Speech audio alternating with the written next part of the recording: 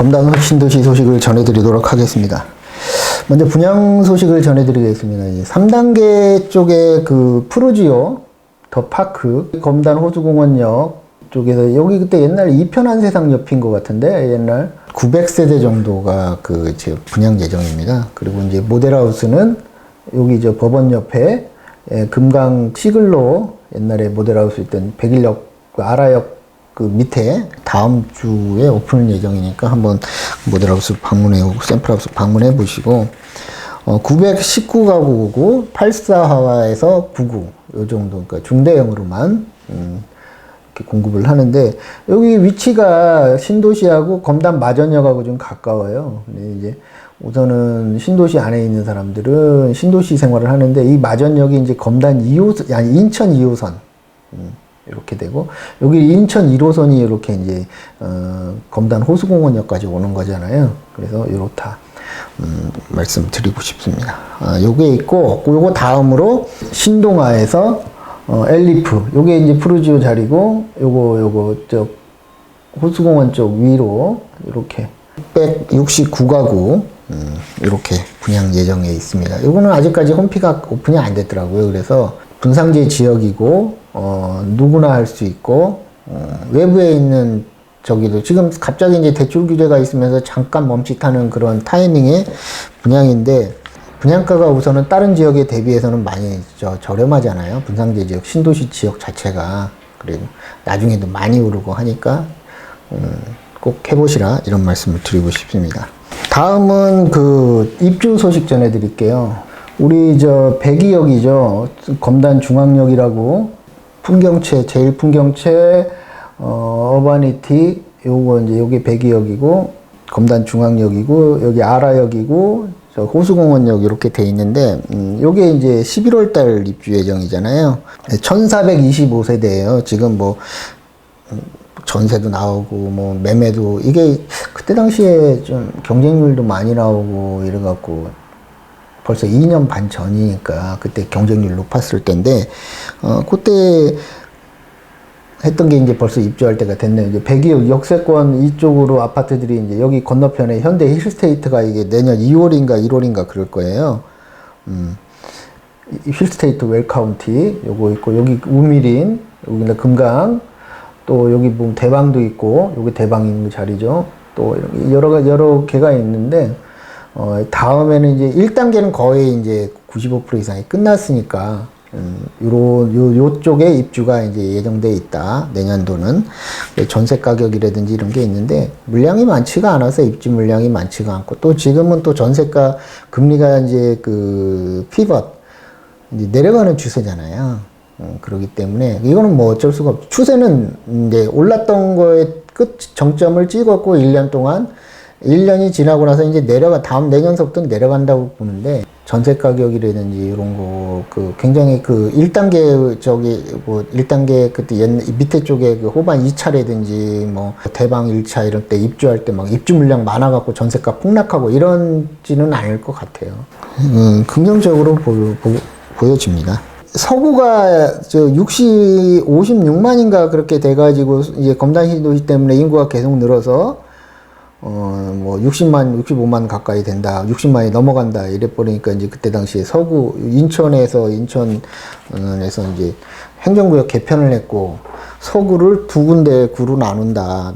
저 아라뱃길 이쪽으로는 저 서구 그냥 이쪽으로는 검단구 이렇게 했는데 이제 검단구 분구를 뭐 시점을 어떻게 둘 거냐 26년도에 둔다 그래요. 그래서 검단 제가 알기로는 이쪽 그 3단계 쪽에 구청이 들어올 자리가 여기 어디 이렇게 편성이 돼 있는 걸로 제가 알고 있는데 구청이 옆에 있으면은 좋죠. 공공기관이 옆에 있으면 좋고 또 여기 지법 1단계 쪽에 이 아라역 쪽 이쪽에 지금 검찰청하고 저 북부지청 지방법원이 인천 용현동인가 있잖아요. 그 용현동에 있는 지방법원의 북부지청이죠. 지청 밑에 있는 지청이니까 이쪽에 들어온다고 하면은 좋죠. 많이 법률적으로 조금 옛날에는 뭐 법률적 변호사, 의사, 판사 이러면은 아파트 키 4개, 3개, 키 3개 준비하고 가야 된다는 그런 시절도 있었잖아요. 그래서 좋습니다. 이렇게 오고 그러면 상권도 활성화가 될 거고, 그거 되기까지 이쪽에 상가들이 많이 안 좋잖아요.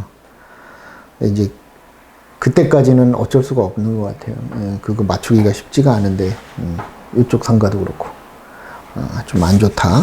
그 서울 5호선 연장선 그 부분에 대해서 지금 계속 그 뭐 예타 뭐 얘기도 있고 포함되고, 근데 4차 광역 교통 시행 계획에 추가 사업 반영이 돼서 이제 검단 5호선 연장선 이쪽 부분, 제가 이거 몇 번 말씀드렸는데 또 우리 저 아라뱃길 쪽으로 계양역 쪽으로 그 영종도 공항으로 신봉항으로 가는 그 9호선 연장 사업 있잖아요. 저도 이렇게 내년 이제 상반기에 벌써 얼마 안 남았잖아요. 인천 1호선 연장선 아라역, 검단 중앙역, 그다음에 호수공원역 이렇게 생기잖아요. 개통을 하게 되면 그것도 좋지만은 그거 좀 빨리 돼서 9호선 연장선이 빨리 되면 9호선 강남 노선이기 때문에 서울에 그 전철이 9개가 있는데 그 중에서도 9호선이 탑티어다.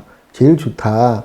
그래서 황금 노선이고, 그래서 9호선 빨리 연장됐으면 좋겠다 말씀을 드렸는데, 이 5호선도 아마 9호선은 금방 될 것 같아요, 연장이. 그러면 한번 환승해서 강남을 갈 수 있는 시간 갭이 많이 줄어들죠. 그래서 그 9호선 연장이 빨리 되면 9호선 연장 옆에 있는 그런 신도시 좋은 아파트들이, 신축들 아파트들이 혜택을 많이 볼 거다. 내년도 1호선 개통하고 인천 1호선 개통하고 9호선 연장선 개통하고 뭐하고 이러면 5호선은 좀 많이 한 30년 이후니까 좀 멀기는 하죠. 계속 뭔가가 이벤트가 있고 임팩트가 있다 이러는 거는 그런 게 집값 상승이 되는 거고, 그래서 뭐 10억 넘어가고 15억 가는 거고 그러는 거지, 하루아침에 이루어지는 건 없습니다. 그러니까 인내심을 갖고 참고 있고, 이거보다 입지가 좋아서 비싸면은 누가 오를지 몰라요? 예를 들어서 아까 둔촌주공 한 23억에서 25억 하는데 그거 해가지고 30억 되면 몇 프로 오른 거예요? 한 17% 오른 거죠? 예를 들어서 이런데 검단 같은 데 있다가 15억 됐어. 지금 8억, 7, 8억인데. 그럼 100% 오른 거죠. 근데 문제는 시간이 지나서 그렇게 오르는 거는 좋지만 많이 좋은 데로 가는 건 좋지. 그걸 수익률을 생각해 보고, 예를 들어서 그 대신 그거는 23억 투자해서 30억 되는 거고, 이거는 검단은 7억, 7, 8억 투자해서 15억 되는 거잖아요. 어떤 게 더 쉬워요? 근데 예를 들어서 20억 가진 사람이 많아요? 아니면은 7억 가진 사람, 7, 8억 가진 사람이 많아요? 이제 내 나름대로의 투자 수익을 생각한다면 그거보다도 이게 더 유리할 수 있다. 이미 많이 올랐기 때문에 그런 거예요. 그렇기 때문에 서울에 있는 사람들도 자꾸 옆으로 빠지는 거야. 너무 많이 올랐기 때문에 시간이 많이 걸릴 거다. 더 오르려면. 이미 많이 올라서. 투자가 그런 거예요. 그러니까 투자의 개념을 부동산에다가 접목을 시켜버리면, 그러면 차라리 검단이라든지 이런 데가 나을 수 있다. 수원의 광교가 15억이고 그 84 기준으로 저 역 바로 옆에만, 동탄도 엊그저께 롯데가 15억이라고 치면 걔네들은 금방 15억 된 게 아니에요. 3억 5천서부터 출발 해갖고 역 생기고 뭐하고 전철 생기고 SRT 생기고 막 이러고 주변에 다 완성되고 백화점 들어오고 이러니까 거기까지 간 거예요. 시간이 걸렸단 말이에요. 검단도 시간이 걸려야 돼. 갈지 안 갈지는 모르지만 그렇게 계산을 해보면은 훨씬 더 유리한 측면이 많다는 얘기죠. 제가 검단 뭐 있어서 하는 얘기가 아니고, 이게 투자에 좀 깊은 생각이죠. 검단 신도시 줍줍이 있었는데 이편한 어반센트로 25평짜리 4개가 있어. 저는 이 검단 신도시 이편한 이쪽이 제가 좀 제가 착각하고 있었나 봐요. 임대로 생각하고 있었나. 여기 검단이 신도시에 임대도 있고 저기도 있고 그런가요? 여기 안단테처럼 뭐 그런 걸로 알고 있어. 그게 줍줍이 나와서 25평이 4개가 됐다. 그 예미지 시그너스가 여기 맨 밑에 있죠, 여기. 요 자리죠. 대성하고 요 안쪽에 요게 이제 있었고 입주가 다 끝났죠. 이런 거는 다 앞으로도 계속 나올 거예요. 부적격자 경쟁률이 청약 경쟁률이 굉장히 좋았을 때잖아. 그래서 부적격자가 계속 나오고 그러면 줍줍이 몇 개씩 나오면 꼭 해보시라. 근데 이제 어차피 저 생각은 제가 왜 자꾸 동탄 쪽을 말씀을 드리냐면 동탄 쪽에서 전국에서 아무나 할 수 있는 걸 할 수 있다. 또 제 그때 당시에 수원이나 동탄에 계신 분들이 많이 하셨어요. 제 손님 중에도 많아. 이 방송을 보시는 분들도 많고. 이왕이면 예를 들어서 이거 검단 5반 센트론이 이거 금성 예미지 뭐 한 1, 2억 본다고 하는데 동탄에서 나오는 거 이런 거는 보통 5억 이상이에요. 요번에 나온 거 디에트르 저기 더 파크인가요? 디에트르 더 센트럴인가? 그것도 대방 7억 정도더라고 내가 보니까. 지금 전세가가 6, 7억인데 물론 이제 제한사항이 많이 있어서 뭐 3년 거주해야 되고 이런 게 있지만 이런 거 어딨냐고. 로또지 완전. 이게 지금도 한 5개 정도가 더 나온다. 그러니까 방송을 좀 체크를 많이 해보시고 하셔라.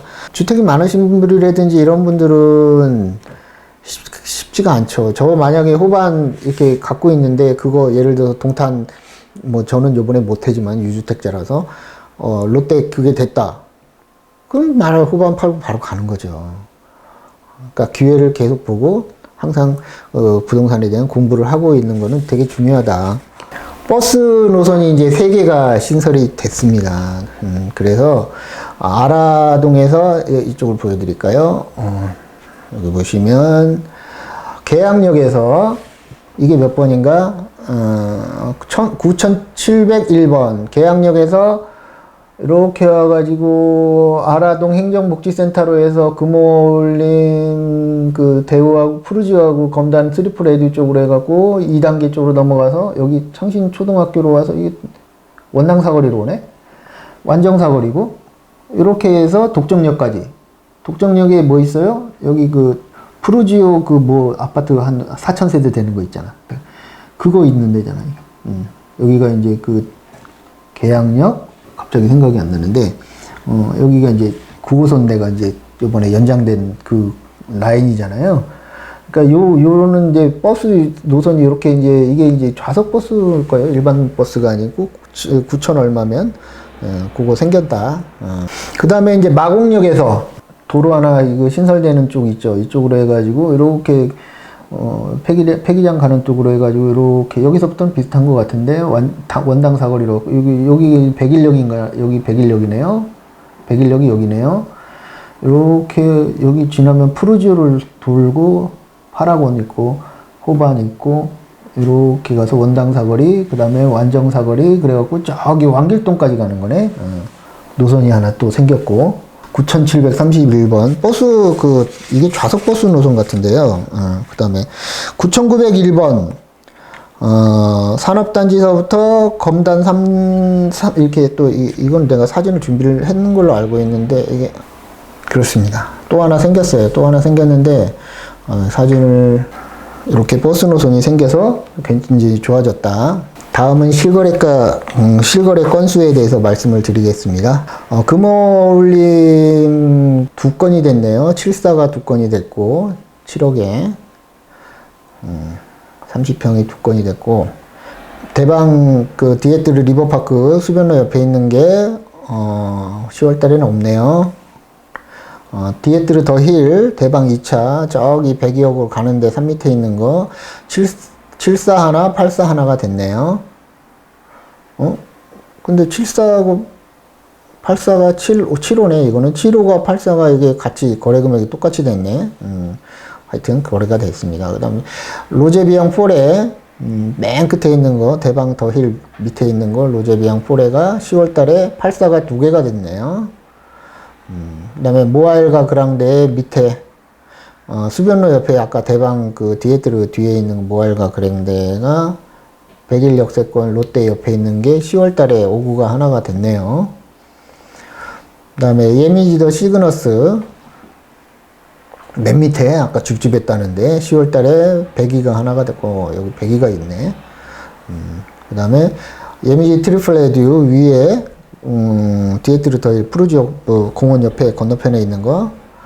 그게 10월 달에 76이 두 개가 됐고 84가 하나가 됐네요. 백일역 옆에 바로 있는 우미린더 시그니처가 84가 하나가 됐고 8억 1,500에 됐고 7억 7천 84가 두 개 됐고 74가 하나 됐고 74가 6억 7천에 됐고 그 다음에 유승행 에듀파크 유승 한내들 9위가 두 개가 됐네요. 6억 8천에 두 개가 됐고 파라곤 보타닉 파크 위에 있는 거 호반 호반 위에 푸르지오 옆에 있는 거 10월 달에 84가 두 개가 됐네요. 그 다음에 파라곤 더 센트럴 파크 밑에 그 법원 앞에 있는 거 84가 두 개가 됐네요. 그 다음에 푸르지오 더 베뉴가 84가 하나 105가 하나 이렇게 됐네요. 105가 9억 1천에 됐네. 그렇습니다. 그 다음에 한신 캐널파크가 84가 4개가 됐네요. 10월 달에. 호반서밋 1차, 호반서밋 1차가 84가 하나가 됐네요. 소반서밋 2차 10월 달에 97이 하나가 됐고. 그렇습니다. 10월 달에, 24년도 10월 달에 이렇게 이제 제가 말씀을 드렸죠. 저번 달하고 이번 달하고 다른 게 뭐예요? 저번 달에는 계약이 됐다가 거래 취소가 된 게 좀 몇 개 나왔죠? 그런 이제, 정부 대출 규제로 인해서 잔금을 못 치르니까 그런 상황들이 발생한 거고, 이게 혼돈이 오죠. 정부에서 이런 거를 할 때. 그래서 정부 대출 규제가, 정부에서는 막 이렇게 한다 그러는데 세밀하게, 디테일하게 해야 되는데, 그 지방하고도 분리해야 되고 지역별로도 분류를 해야 되고 또 예를 들어서 처음 주택이냐 또 갈아타는 주택이냐 예를 들어서 이런 주택이냐 그나마 그래도 문재인 정부 때는 디테일하게 했던 것 같아요. 워낙 많이 했으니까. 지금은 그냥 막 하는 것 같아. 이 정책이라는 걸 날리는 그런 느낌이야. 얘네들이 심사숙고해서 뭔가를 하나를 하는 게 아니고 막 날리는 것 같아. 그러니까 내가 의심을 많이 하는 거지. 얘가 이 은행 애들 돈 벌라고 해주는 거다. 이런 거예요. 이제 1월달 되면 또 은행 애들 돈 벌어야 될 거 아니야. 이제 회계연도 시작되니까. 그럼 그때 좀 대출 규제가 또 다 바뀌어요. 그거 대비해서 미리 하는 것 같아. 뭐가 크게 잘못돼서 돌아가고 있으니까 지금. 양귀비 얘기했잖아, 일부에서. 여자 하나가 명나라를 망쳐버린 거 아니에요. 양귀비라는 여자 하나가. 그냥 밑에 그냥 지가 해고 싶은 거 다 해고, 이 왕이라는 현종이 그냥 무능력하니까. 무능력하면 밑에 애들이 다 헤쳐먹는 거야. 얼마나 헤쳐먹었을까 우리 몰라서 그렇지. 나중에 밝혀져야 되는데 밝혀요? 이리저리 또 합의 보고 법률도 하고 길어지고 이러니까 야 그냥 대충 해. 이게 공직사회란 말이에요. 우리나라 대한민국에. 그러니까 법원 또 감옥 갔다 나오고 친구 되고 또 야씨 같이 끼리끼리 다 해먹는 거죠. 불쌍한 거는 그냥 일반 국민들인 거지. 억울한 것도 몰라 그냥. 막 엄청 시끄러워질 겁니다. 그래 막 시끄럽다고 또 이 새끼들 맨날 싸우고 그래야지 뭔가가 이루어지는 거죠. 조용하면은 썩어가고 있는 거고. 이 공직사회가 밖에서 얼마나 역동적이고 고성장을 이뤘어. 우리 그 나라 경제가 한 50년 동안. 그동안 걔네들은 조용하게 해먹을 거 다 해먹었던 거지. 이권 다 챙기고. 못 해먹었다고요? 바보지. 내가 아는 사람을 다 해먹었는데. 실거래가는 이렇게 말씀드렸고, 뭐 일부에서 뭐 이렇게 말씀을 드렸는데, 조금은 쉬어가는 타이밍, 그리고 이제 여유를 가질 타이밍인데, 요때는 또 난리가 나죠. 일부에서도 얘기했지만, 뭐, 갑자기 7, 8월 달에 오를 때, 그때 뭐, 1월 달서부터 막 올라와갖고, 7, 8월 달에 오를 때, 그때 팔았어야 되는데, 그때는 더 오를 것 같이. 정부에서 너무 오를 것 같으니까, 매스를 댔잖아요. 대출 규제를. 그럼 당연히 한 6개월간은 안 좋죠. 근데 또 지금은 또 팔라고 난리야. 또 물건 해놓고. 금액도 싸지도 않고 더 올려갖고 이제 하한가가 되는 거예요. 거래 가격이. 지금부터는. 금리가 높아가지고 갑자기 높아지고 폭등을 해가지고 금리 폭등 때문에 못 견디니까 그때 당시에는 거래가 되면은 상한가가 됐죠. 그 밑으로 거래가 되는 거예요. 빨리 거래하면. 근데 이제 추세가 지금은 이제 내려가는 그거 다 지났잖아. 내려가는 추세잖아요. 그러면 이제 거래가 되면 이게 하한가가 돼버려요. 나는 이보다 높아야 돼. 옛날에는 이거보다 낮게라도 막 팔려고 했었는데. 그게 95%의 일반 사람들의 심리예요. 그러니까 돈을 못 벌어요. 그럼 이거 팔고 더 좋은 데로 간다면 괜찮은데 그렇지도 않아. 이게 뭐가 귀찮아. 이런 걸 한 번 딱 올 기회라 생각하고 잘해야죠.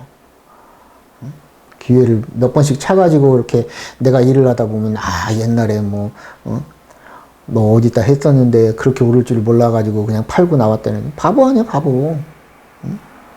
인생을 부정적으로 사니까 그런 거죠. 응? 주식해갖고 뭐 남들 누가 권해가지고 따라해가지고 했는데 상투 잡아가지고 폭망했다는 거. 바보 아니야, 바보. 바보인데 뭘 자랑을 해. 이럴 때 고민하게 되고 많은 생각을 하고 공부를 해야지 또 견뎌내고, 아, 요 때는 이렇게 경제는 항상 이렇게 순환하는 거니까 이럴 때가 오면 이렇게 되고 저럴 때가 오면 저렇게 큰 그림에서 파악을 해야 되겠죠. 근데 그러지 못한 사람들이 대부분이 좀 안타깝죠. 상가 얘기를 좀 많이 하는데 뭐 100여억에 이제 입주를 하게 되니까 그쪽에 뭐 좋아진다 뭐 한다 상가 많이 얘기를 할 거예요. 하지 마세요. 아파트만 하세요. 내가 5년 전서부터 누누이 얘기해. 상가하지 말라고. 됐다고 좋다고요. 문제는 내 거는 임대가 됐어도 옆에 게 계속 안 됐으면 임대료 깎아달라고 그래. 바보야. 임차인이. 수익이 안 난다는 얘기예요.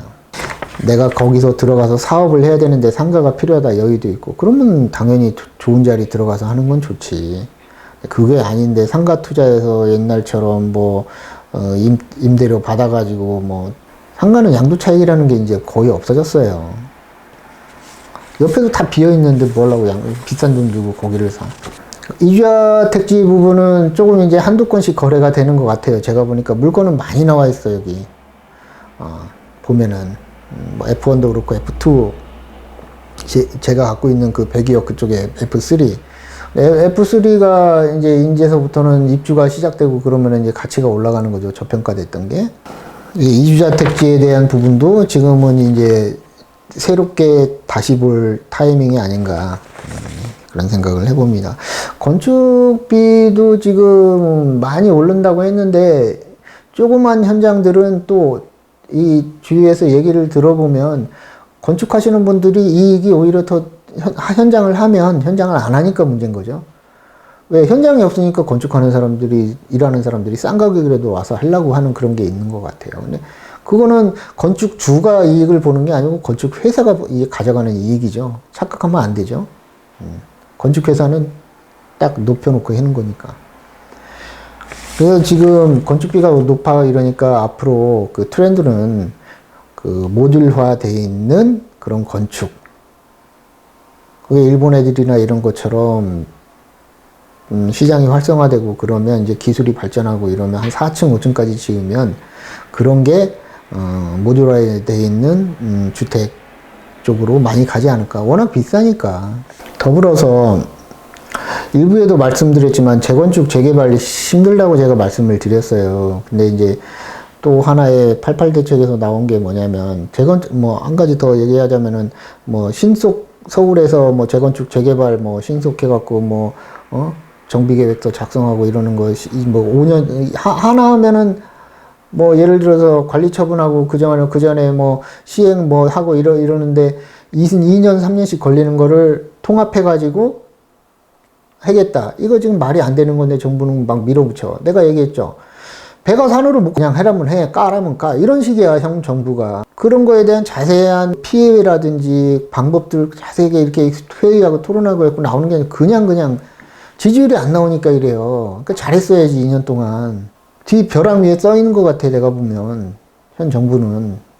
뭐 하나 트리거를 건드리면 그냥 벼랑 떨어지는 사람들 같아. 다, 장관들서부터. 국민들의 분노가 지금 얼마나 하늘을 찌르고 있는지 관심도 없지. 걔네들은 연금만 받으면 되는데 뭔 관심 있어. 일기 신도시 이런 거 나오고 이러면 일기 신도시도 이제 재건축 들어가야 될 거 아니에요. 내가 너무 힘든 건데 그걸 바라고 투자한다? 그 인내심이 나보다는 한 서너 배는 더 있어야 될 것 같은데 그런 생각을 해봐요.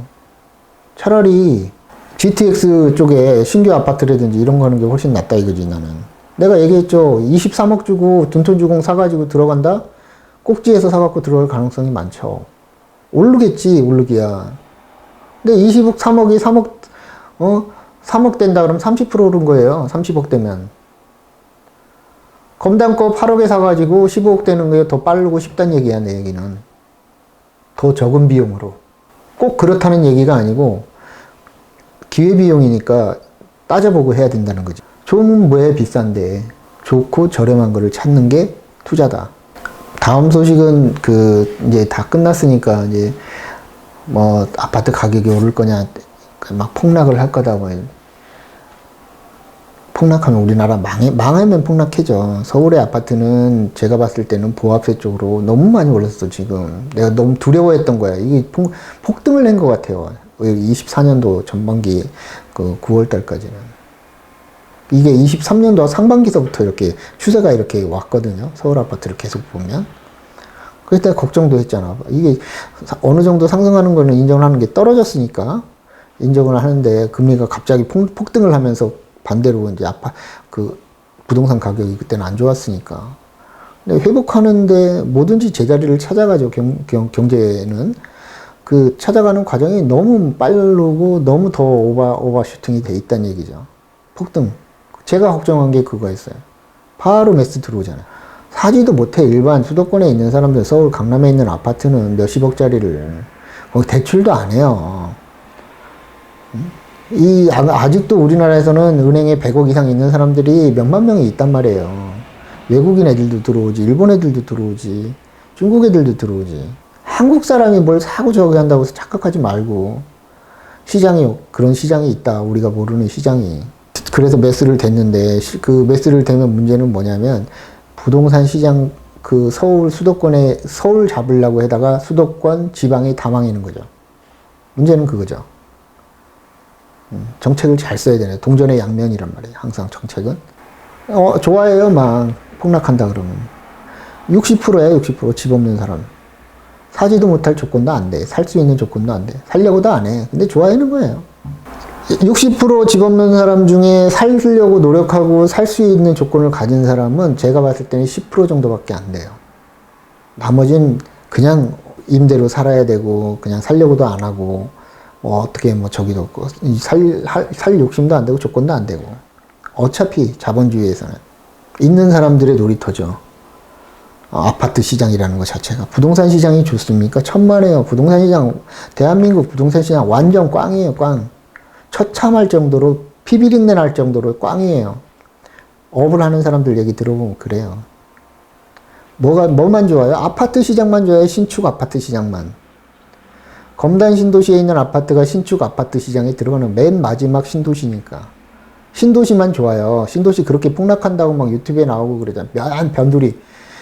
좋은데, 그러니까 알짜된 지역을 부동산에 입지니까 골라야죠. 골랐어야지. 비싸더라도. 그리고 폭락한다고 유튜브 올라가고 유튜브 올리고 정작 봐야 될 거는 안 보고 보지도 않을 때만 그렇게 보고 하면은 폭락하는구나. 인천이 송도가 폭락이고, 운정도 폭락이고, 일산도 폭락이고, 동탄2도 폭락이고, 저기 청주도 폭락이고, 자세히 보면 나는 다 가봤으니까 알지. 다 가봤으니까. 이게 얘가 얘기하는 데가 어디쯤이고, 가치가 어느 정도 그 지역에서 되는지 나는 다 돌아다녀 봤으니까 알잖아요. 그거를 믿어 또 폭락이라고. 책 제목만 보는 사람이 되지 말고, 95%가 책 제목만 보잖아요. 조작된 건지도 모르고. 차례를 보고 책 내용을 봐야죠. 그래야지 판단할 수 있는 근거가 되는데, 이거 보고 판단해버려. 제목만 보고. 쇼츠만 보고 판단하고. 그러니까 계속 가난해지는 거예요. 그런 습관들 자체가.